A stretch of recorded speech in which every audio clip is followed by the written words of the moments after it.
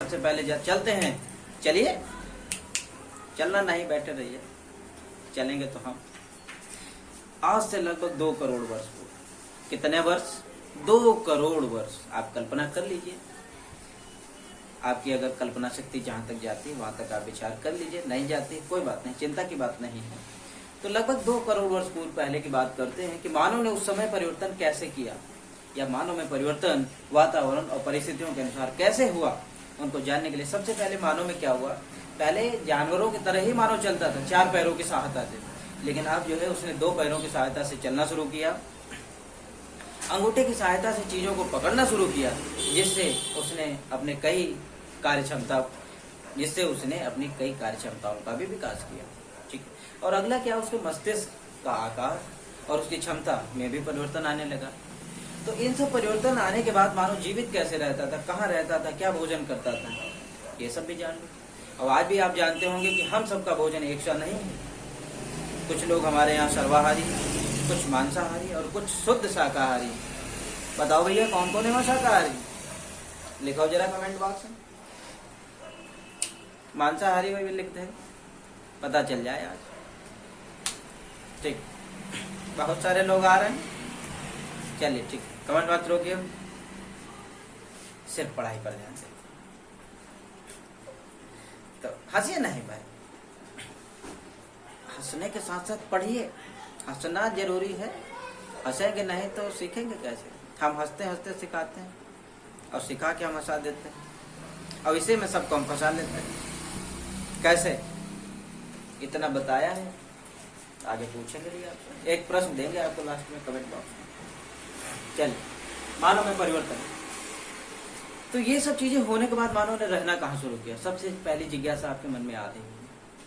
तो मानव खुले आसमान, नदियां और जंगलों के आसपास ही रहा करता था। ज्यादातर मानव ने पानी के करीब ही रहना आवश्यक समझा, जंगलों के पास, क्योंकि जंगलों के पास जंगली जानवर रहते थे, जिससे उनका शिकार जो आसानी से किया जा सकता था।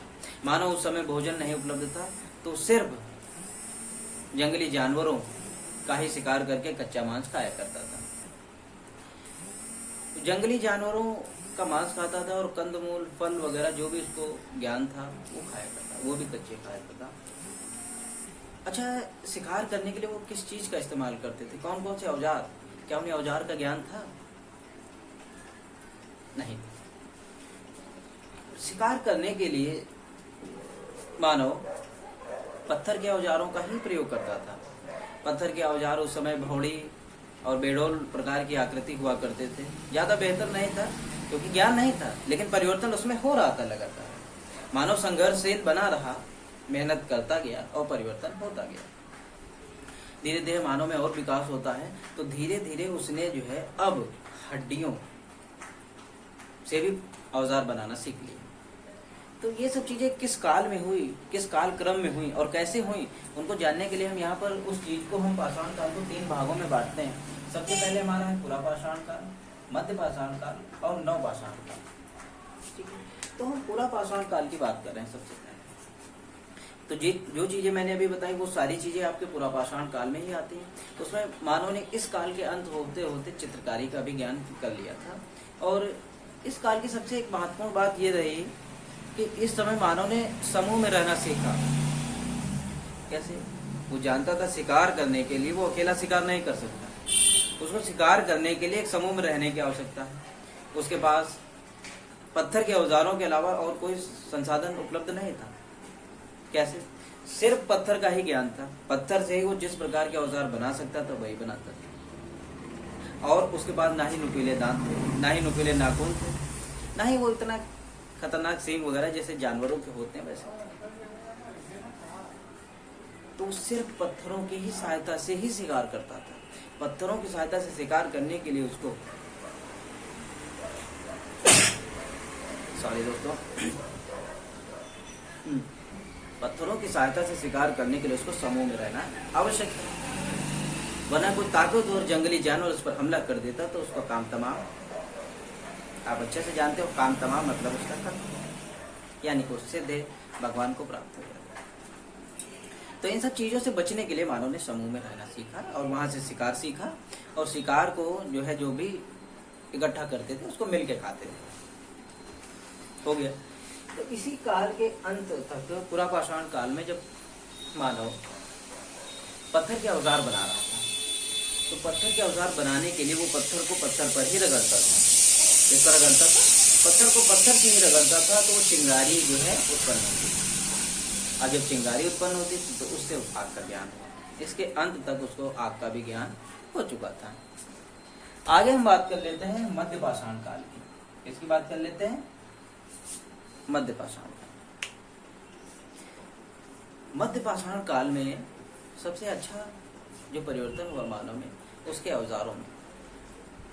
अब औजार जो है उसके थोड़ा सा बेहतर प्रकार के सुडौल होने लगे। हालांकि बड़े अभी भी होते थे, लेकिन सुडौल प्रकार के औजार होने लगे। और इसमें इसके अंत तक मानव ने खेती करना भी सीखा। खेती करना वो सीख चुका था।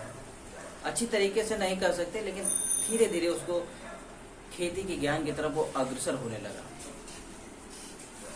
और इसी काल में मानव जब आग का ज्ञान हो चुका था उसको, तो इसमें जो है मानव अच्छे से अपना भोजन पकाकर खाने लगा। जो भी पहले कच्चा मांस खाया करता था उसको अब पकाकर खाने लगा।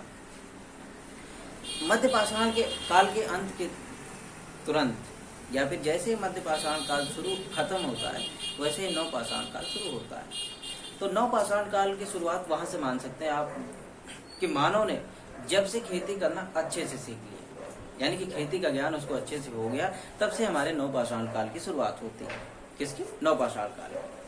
नव पाषाण काल में मानव ने खेती को अच्छी तरीके से सीख लिया, चीजों को उगाना और उनको इकट्ठा करना और उनको संग्रहित करना। यानी कि नव पाषाण काल में मानव अब भोजन संग्राहक से उत्पादक भी बन गया।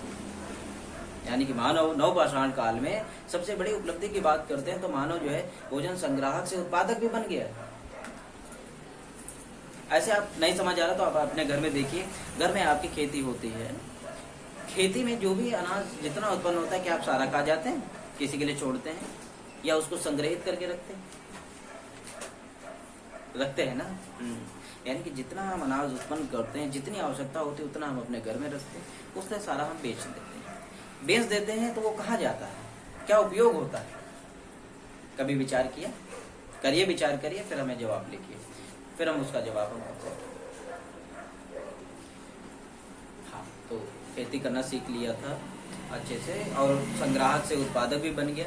और नव पाषाण काल में ही मानव ने पहिए का आविष्कार कर लिया था। पहिए का भी आविष्कार नव पाषाण काल में हो चुका था। इस काल में मानव ने पत्थर के मिट्टी और पत्थर के औजार बनाना, उन पर नक्काशी करना, अलग अलग प्रकार की चित्रकारी करना, ये सब मानव विकास के परिवर्तन को दर्शाते हैं नव पाषाण काल में। नव पाषाण काल के अंत में हम आगे बढ़ते हैं तो हमारा होता है धातु काल। आगे शुरू होता है हमारा धातु काल। जैसे ही नव पाषाण काल का अंत होता है और उसी के अंत के साथ ही धातु काल शुरू हो जाता है। कैसे? कि मानव अब पत्थर के जो बहुत अच्छे औजार सुडौल और अच्छी प्रकार से बनाता था, उनको अब धातुओं में परिवर्तन करने लगा। उसका विकास होता गया, वो अपना संघर्ष जारी रखा और नई नई चीजों के खोजने और जानने की जिज्ञासा उसकी बढ़ती गई, जिससे उसका विकास और आसानी से होता चला गया। तो हम धातु काल की बात करते हैं। सबसे पहले उसको तांबे का ज्ञान था। किसका ज्ञान? तांबे का। इसलिए इसे हम ताम्रपाषाण, धातु काल को ताम्रपाषाण,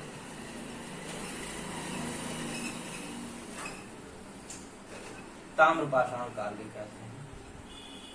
क्या कहते हैं? ताम्रपाषाण काल भी कहते हैं। धीरे धीरे धातुओं के जो औजार थे वो काफी मजबूत होने लगे और इन धातुओं को पिघलाकर नए प्रकार की धातुएं बनाने लगा। सबसे पहले मानव ने तांबे और कांसे को पिघलाकर कांसा बनाना सीखा। कांसे के भी औजार बनने लगे। तो हमारे चैप्टर में यहीं तक था। उम्मीद करता हूँ कि आपको यहाँ तक चीजें काफी हद तक क्लियर हुई होंगी। जो भी समस्या रही हो तो आप कमेंट बॉक्स में लिखिए और हमसे पूछिए। आगे इन चीज़ों को डिस्कस करेंगे। अगला चैप्टर अगले दिन पढ़ाएंगे। जो भी समस्या पूछिए। उम्मीद करता हूँ आपको अच्छा लगा हो। सभी को बहुत बहुत धन्यवाद। नमस्कार। मिलते हैं अगले वीडियो के साथ।